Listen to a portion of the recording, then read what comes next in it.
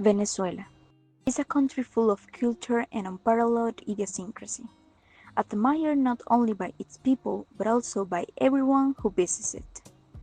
This is how it becomes one of the favorite destinations for locals and foreigners alike, leaving an indelible impression that lasts over time. Warm, friendly, enthusiastic, and kind.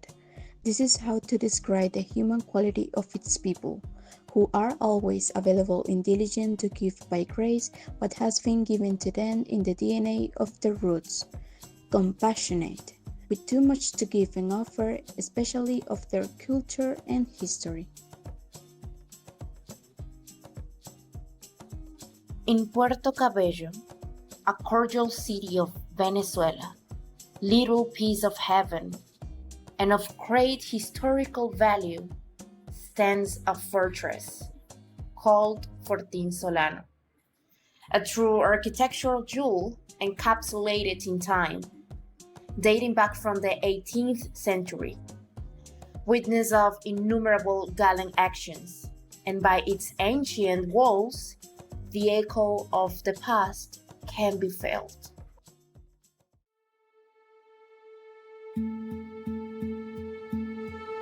From its privileged position, there is a breathtaking view of the Caribbean Sea. Being at the foot of a charming town, the dream of any photographer, a delight for visitors.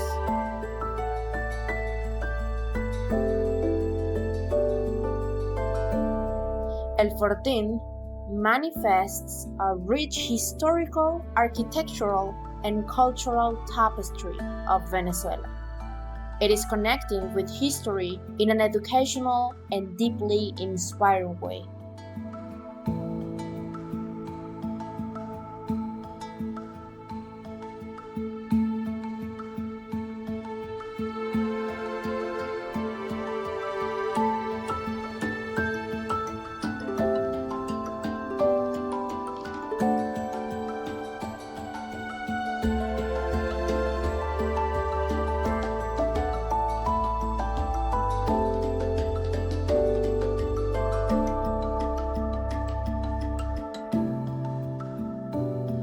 Fortin Solano is located in el Parque Nacional San Esteban, which is founded on January 14, 1987.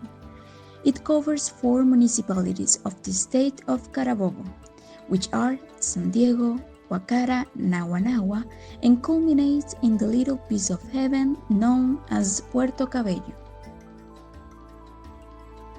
It is worth mentioning that it was built 253 years ago, located 500 meters above sea level, specifically on El Vigía Hill in Puerto Cabello, Carabobo State. Before the fort was built, the hill, approximately 500 meters high, was the base on which a naval battery was installed to repel fierce attacks by the British fleet of the Commodore Charles Knowles in 1743.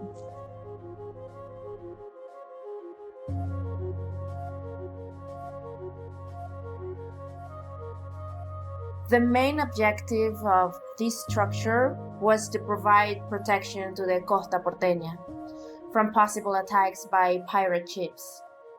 It is important to point out that during colonial times, ships would approach to the port to steal merchandise, such as cocoa, salt, among others. Thanks to the Capitan General, José Solano, who ordered the construction for this fortification in 1766, and 5 years later, in 1771, it was completed.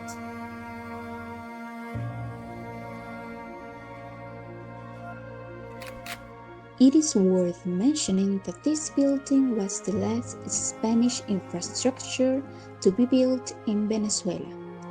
Its name comes from José Solano, and it was designed by the Spanish Count Miguel Roncalli. Fortin has been protagonist in different events in Venezuela. One of the most significant was the naval blockade of the main ports such as La Guaira, Guanta, and Puerto Cabello. For the construction of the fortress, it was located in a strategic place, offering a clear view of the cardinal points of all Puerto Cabello, which made it an excellent observation position. The labor used for the construction included slaves and prisoners from La Guaira as well as convicts from El Castillo San Felipe.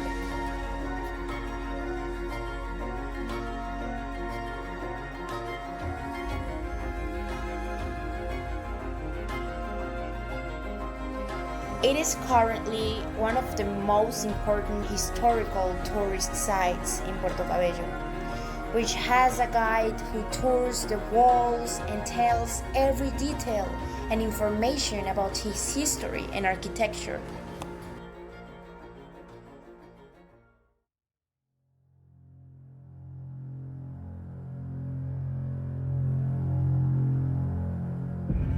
Some of the myths that are taught about this place is that the walls of the torture area were built with bones of prisoners, as they were demolished and used to mix them with water and sand, and thus creating a type of cement.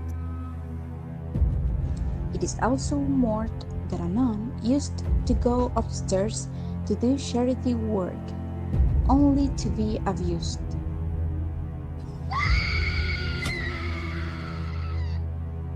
And at night it is heard the recitation of the Lord's Prayer in Latin, as well as the sound of the chains being dragged.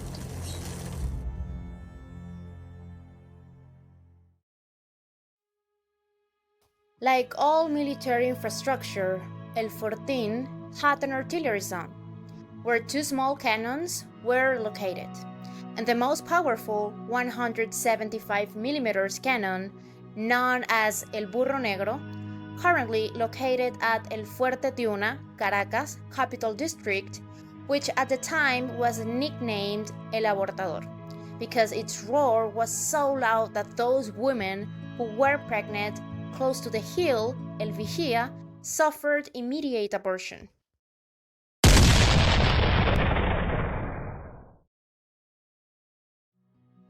At the time, El Fortín Solano and Castillo San Felipe, also known as Castillo Libertador, were located below sea level. El Fortín warned the castle by means of the detonation of the cannon as a warning of approaching enemy ships. That is why the cannon used an acoustic box, which gave it an increase to the cannon's roar. In this way, the detonation could be heard at the castle. That is to say, it warned of the arrival of enemy ships, allowing the castle to counteract the attacks in time because it was closer to the coast. These were the strategies used at that time. Those soldiers or sentries also used the sentry boxes.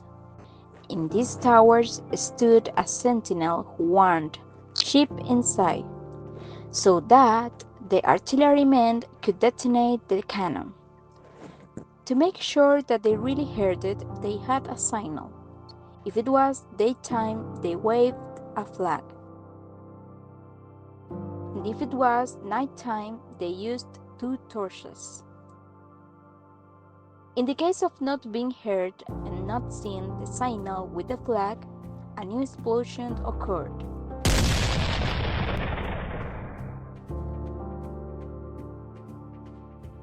This place has undergone restorations over the years, but the only thing missing now is the cannon, so that it can look like the original artillery area.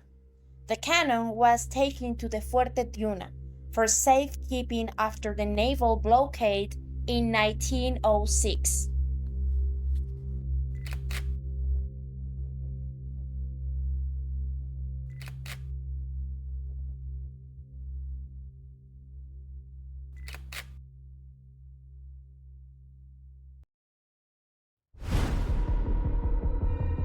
As a method of torture, El Fortín had a cistern, which was a well with no water outlet, and connected to one of the veins of El Río San Esteban, which was filled, and then prisoners were thrown in shackles, who due to the weight could not swim and got drowned. It is also important to highlight their dungeons. The smaller one housed 35 to 40 prisoners, with a sand floor and rustic walls. Their food was garbage thrown by the soldiers, and for hydration they drank from puddles that formed on the floor when the soldiers threw buckets of water at them. To make their physiological needs, they dug holes in the ground to use them as latrines.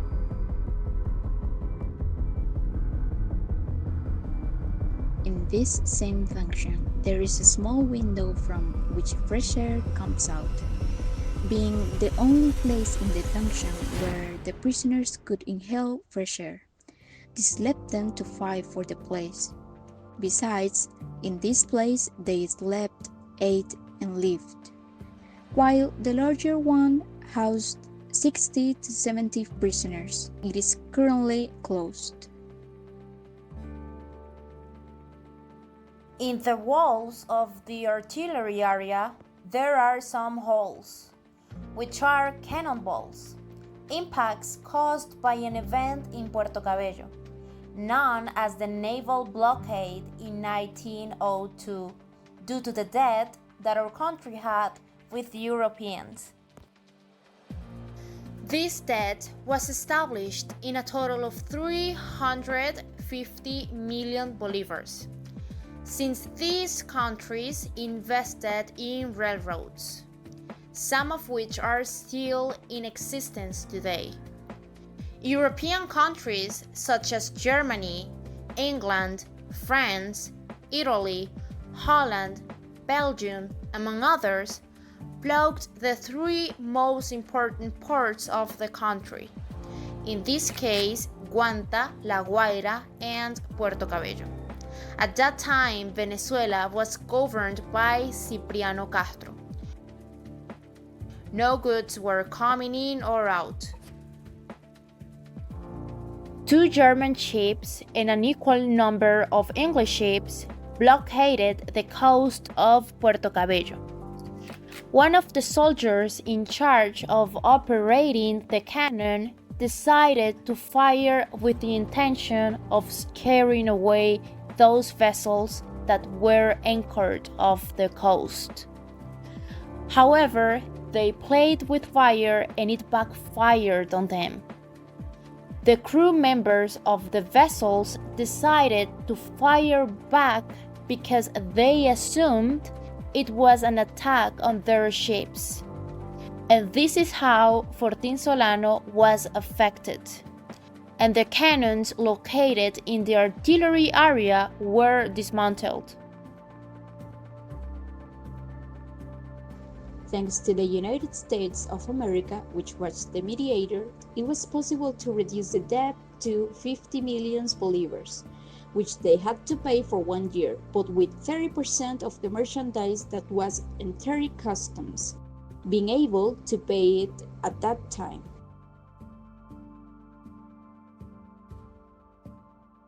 En 1962, el Fortín también fue protagonista cuando el porteñazo.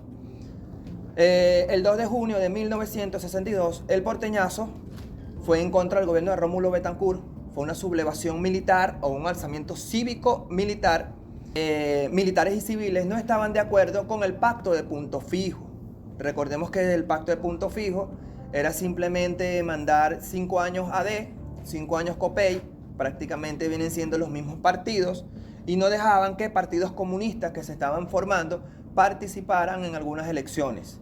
Algunos militares, en especial, específicamente 3 capitanes de navío, fragata y corbeta, Manuel Ponte Rodríguez, Víctor Hugo Morales y Pedro Medina Silva, ellos deciden tomar un destructor. Un destructor es un pequeño barco de la marina, tipo fragata, tipo tango, y deciden anclarse en la costa de Puerto Cabello y amenazan la base naval de acá del municipio, que si los comandantes que estaban comandando el lugar no entregaban toda la base, ellos iban a decidir destruirla.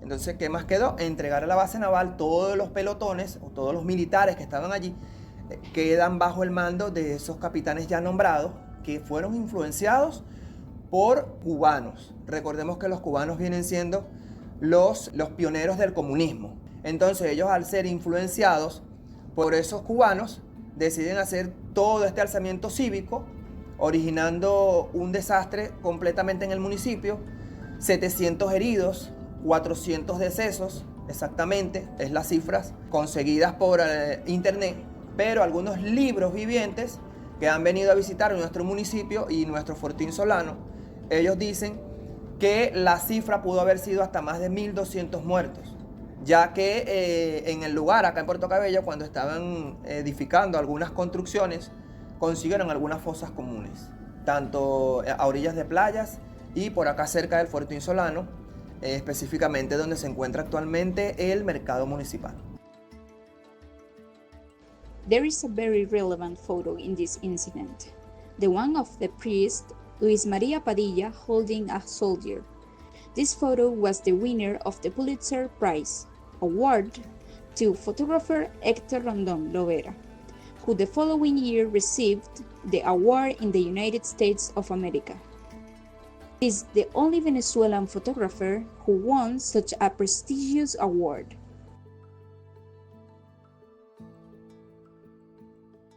The last restoration of El Fortín Solano was in 2012, thanks to the efforts of Mayor Rafael Acaba, currently the governor of Carabobo State. He recovered the fortress to turn it into a tourist area, as it had been in total neglect since 1936, until the initiative was taken in 2012 to remodel it extensively. On October 10th of that same year, minor renovations of 30% were carried out on the fortress, which included replacing some railings that were in poor condition due to soil damage for the safety of visitors. Likewise, the flagpoles of the national, state, and municipal flags were restored. The area of the former dungeons was also remodeled and is now considered the museum area, which has been improved by installing electricity for better visitor observation and air conditioning for greater comfort.